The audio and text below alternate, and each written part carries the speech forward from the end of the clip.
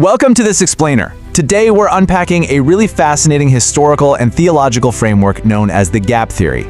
According to the source material we're investigating, this theory proposes something completely wild, the idea that the universe experienced a catastrophic pre-Adamic apocalypse. We're talking about an investigative mystery filled with unexplained ancient ruins, a potential cosmic rebellion, and a suppressed historical timeline that fundamentally changes how we view ancient texts. Okay, let's dive into this. Right off the bat, we have to ask a pretty massive question. Are the world's most mysterious ruins actually the scars of an ancient cosmic war? Think about it. What if the impossible megaliths scattered all across our planet aren't just anomalies from some unknown human tribe, but are the literal physical fallout of a pre-Adamic catastrophe?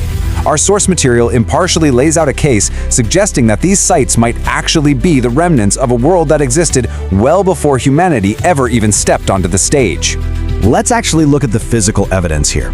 We've got these unexplained ancient megaliths that, frankly, continue to baffle modern engineers.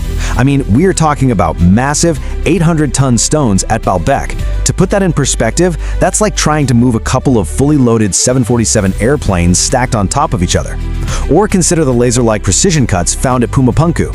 The theory we're unpacking today posits that these specific structures possess a level of architectural precision that humanity officially shouldn't have had at that point in history. So if human hands didn't build them, the gap theory suggests they could be the ruins of an ancient kingdom ruled by a celestial being long before a cosmic fall. Let's move to section 1, the translation gap, and see how this builds.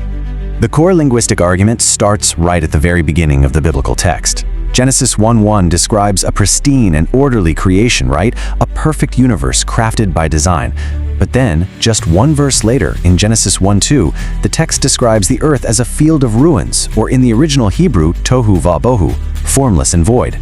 Our sources highlight this sharp, almost violent contrast, and this brilliantly illustrates the mystery at the heart of the text. How does a perfect original creation instantly become a chaotic planetary tomb in the very next sentence? Well, the answer, according to the theory, hinges on a single ancient Hebrew word, hayeta. This is really the linguistic key to the entire interval theory. While hayeta is commonly translated in modern texts simply as was, it actually carries a much deeper meaning. It means became, indicating an active transition or a divine judgment. So the text isn't saying the earth just naturally existed as a chaotic mess from the start. Actually, it's arguing that the earth became a dark abyss as a direct result of a catastrophic judgment. It wasn't originally created as a void, it was literally reduced to one. Which brings us to section 2, anatomy of a celestial coup. You know, most people assume that this celestial rebellion was just a singular, impulsive moment of pride. But as we break down the grammar of insurrection found in the text of Isaiah 14, we uncover the 5 I wills of Lucifer. The source material analyzes this text not as some sudden emotional outburst, but actually as a calculated 5-step military operation. It was a highly strategic coup designed to usurp celestial authority, step by step. And it was this exact coup that ultimately triggered the devastating geological judgment, plunging the first Earth into total chaos. Let's turn to section 3, Nephilim and global memory.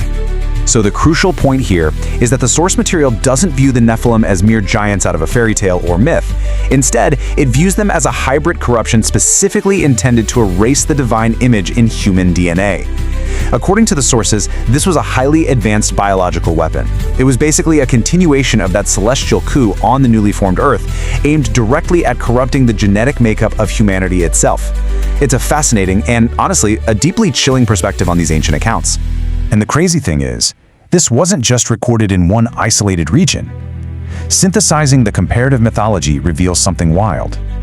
The Sumerian tradition recorded the Anunnaki, Egyptian texts documented the Neteru, and the Greek mythos detailed the Titans.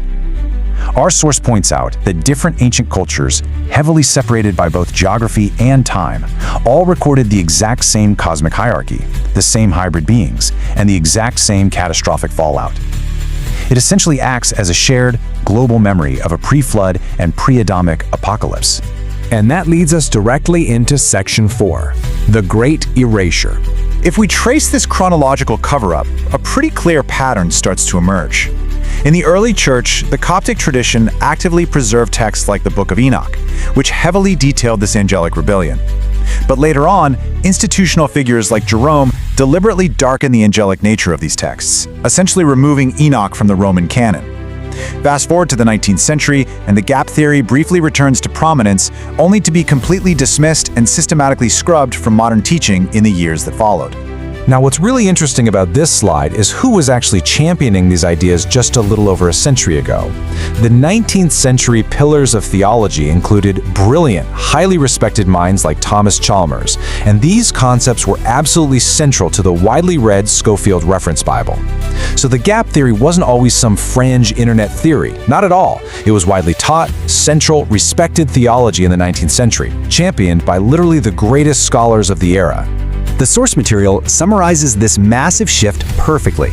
Institutional figures darkened the angelic nature of the sons of God to maintain authority. Our sources argue that this narrative was actively and intentionally altered. By suppressing the reality of a pre-Adamic world, a cosmic war, and biological corruption, institutions could maintain tighter theological and historical control over the entire narrative of human origins. This great erasure was ultimately about maintaining authority over the text itself. Which leaves us with this final lingering thought. If the absolute greatest scholars of the 19th century openly taught the existence of a pre-Adamic world, why was it completely scrubbed from modern commentary? What else is hiding in the translation gap, buried beneath the massive ruins of Baalbek, or waiting to be rediscovered in our ancient texts? Thank you for joining me on this explainer. I hope it sparked your curiosity to look just a little bit deeper at the history we think we know.